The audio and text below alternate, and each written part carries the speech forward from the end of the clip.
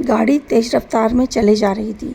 यहाँ वाणी शिल्पा से पूछे जा रही थी, बताओ ना छोटी माँ, बताओ ना छोटी माँ। यह सुनकर थोड़ी देर तो शिल्पा परेशान हो गई। फिर अचानक से शिल्पा को होश आया और शिल्पा को याद आया कि उसने अभी ऐसा कुछ वाणी से कहा ही नहीं। अभी उसने सिर्फ वाणी को अपनी ड्राइंग बताई थी और वाणी बार बार पूछ रही थी, बताओ ना छोटी माँ, ये ड्राइंग किसने बनाई। शिल्पा ने यह सब कुछ जो अभी अभी सोचा वो एक इमेजिनेशन था। शिल्पा ने सोचा, अच्छा हुआ उसने वाणी को नहीं बताया कि वो नींद में चलती है या फिर ये ड्राइंग उसने बनाई है।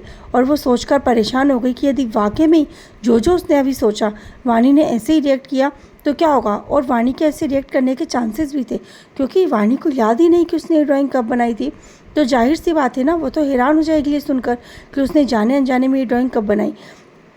शिल्पा ने थोड़ा रिलैक्स होकर एक लंबी सांस ली और कहा, नहीं बेटा, ये मुझे भी नहीं पता, बस मुझे घर में ये ड्राइंग की बुक मिली तो मुझे ऐसा लगा शायद तुमने बनाई हो सकता है ये बुक दीदी की हो, दीदी ने ये ड्राइंग बनाई हो। वाणी वो यह सुनकर बहुत खुश हुई। वाणी ने सोचा, हाँ ज़रूर ये ड्राइंग माँ ने ही बनाई होगी, ये उन्हीं के हाथ की ड्राइंग होगी। अभी अभी आपने बताया ना कि माँ रामपुर से बहुत ज़्यादा क्लोज थी, उन्हें बहुत अच्छा लगता था, तो पक्का ये ड्राइंग उन्हीं ने बनाई होगी। छोटी माँ, आज आपने कितना बड़ा काम किया है, आज आपने मुझे मेरी माँ की ड्राइंग बुक दी है, और वो भी इस पेड़ के बारे में जिससे मैं अभी कुछ ज़्यादा ही अटैच्ड हो रही हूँ। मैं बहुत खुश हूँ। शिल्पा को बड़ी हैरानी हो रही थी कि वाणी को क्या सचमुच याद नहीं कि उसने ये ड्राइंग बनाई है। इनफैक्ट कुछ ड्राइंग तो अभी उसने कुछ दिन पहले ही बनाई थी। शिल्पा बहुत परेशान थी और थोड़ा रिलैक्स भी थी कि अच्छा हुआ उसने वाणी को ये सब नहीं बताया कि ये ड्राइंग उसने बनाई थी या वो नींद में चलती है, क्योंकि यदि वो बताती तो शायद हो सकता है वाणी परेशान हो जाती और उसे संभालना उसके लिए मुश्किल हो जाता।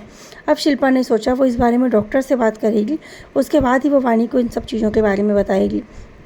कुछ देर के सफ़र के बाद ये लोग रामपुर पहुंच गए। रामपुर पहुंचने के बाद ही वाणी बहुत खुश हो गई। वाणी अपनी नानी से मिलकर बहुत खुश हुई। यहाँ उसकी नानी भी वाणी से मिलकर बहुत खुश हुई। वाणी अपनी नानी के परिवार में पहुंच चुकी थी। यहाँ शिल्पा के मायके में थी शिल्पा की माँ, जो वाणी और चिराग से बहुत प्यार करती थी। इसके साथ साथ ही इनके परिवार में था शिल्पा और रागिनी बड़ा भाई। ये दोनों, शिल्पा और रागिनी दोनों से ही ये भाई बड़ा था, और उनकी भाभी और उनकी एक बेटी थी। वाणी शुरू से ही उसके भाई की बेटी से बहुत क्लोज थी।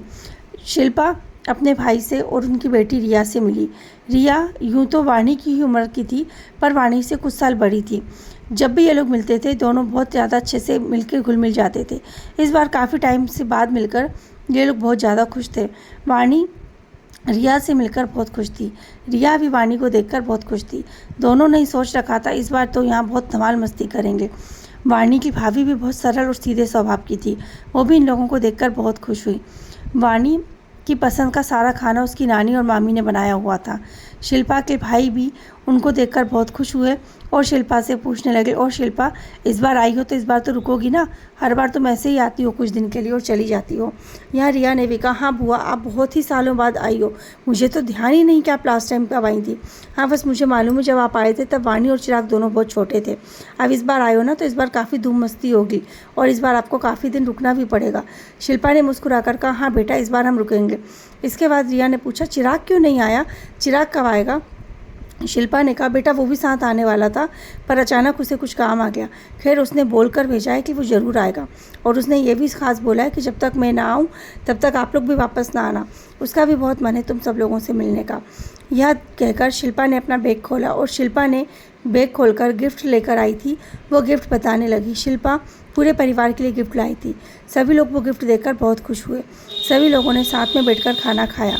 अब आगे की कहानी जानने के लिए सुनते रहिए हमारे कहानी का आगे का भाग, नीम का पेड़। Thank you.